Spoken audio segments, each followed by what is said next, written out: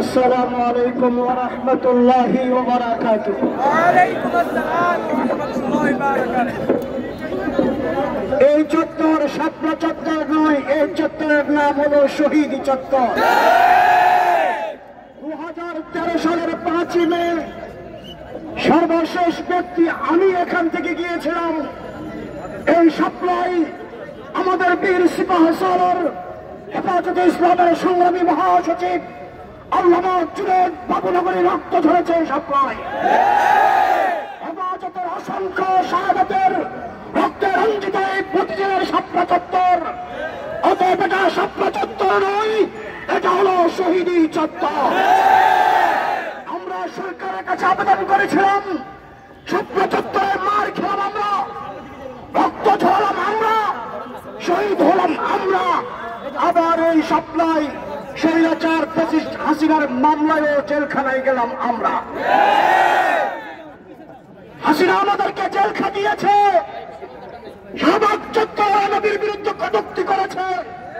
আমরা নবী প্রেমিকরা সবাই একত্রিত হয়েছিলাম। তৎকালীন সরকার আমাদেরকে বরদাস্ত করতে পারেনি। রাতের অন্ধকারে মাইকের তার ছিঁড়ে কারেন্ট বন্ধ করে দিয়ে অসংখ্য হেফাজত কর্মীদেরকে শহীদ করে দিয়েছিল।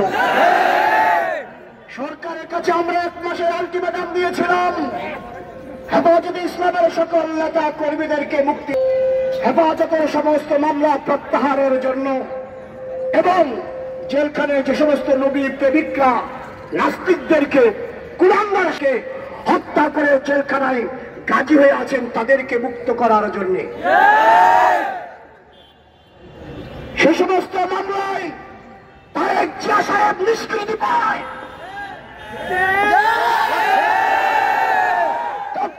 খালেদা জিয়ার সাবেক স্বরাষ্ট্র প্রতিমন্ত্রী লুৎফুজ্জামান বাবর মুক্তি পায়। মগর আমাদের ওলামায়ে কেরাম মুক্তি পায় না কেন?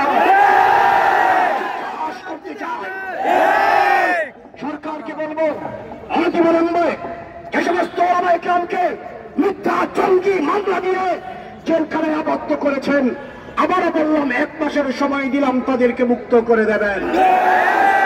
নচেত বাংলাদেশে আরেকটা বিপ্লবের জয়ধ্বনি শুরু হবে। বাংলার কারো হয়নি, হবেও না।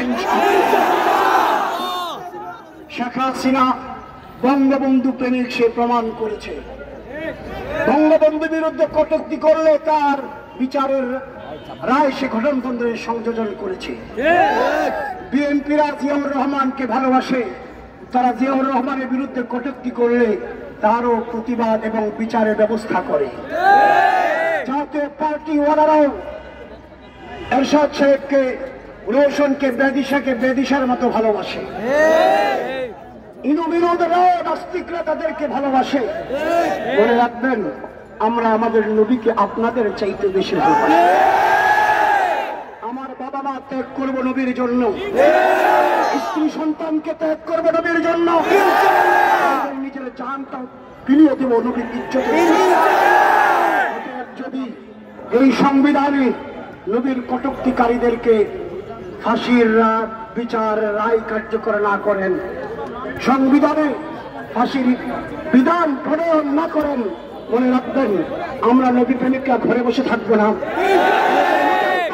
বাজাই বেঁধে আরেকটা সংগ্রামের জন্য রাস্তায় নামবো ইনশাআল্লাহ। এটা আমাদের প্রতিজ্ঞা ইনশাআল্লাহ। সরকারকে বলবো, সবাই সবকিছু করে, আপনি নবী প্রেমিক হিসেবে একটা পরিচয় দেন। নবীর কটূক্তিকারীদের এই ফাঁসির বিধানটা সংবিধানে সংযোজন করেন। বাংলার তৌহিদি জনতা চিরকাল আপনাদের স্মরণ রাখবে। যদি তা না করেন, আমরা যেই কিছু করি না কেন, আমরা আল্লামা আহমদ শফি জুনেদ বাবুনগরীর হেফাজতে ইসলামের সৈনিক। হেফাজত ইজ্জতের জন্য রাত দেয়, আমরা জান কোরবান করবো, কে কোন দলের সেটা দেখবো না ইনশাআল্লাহ।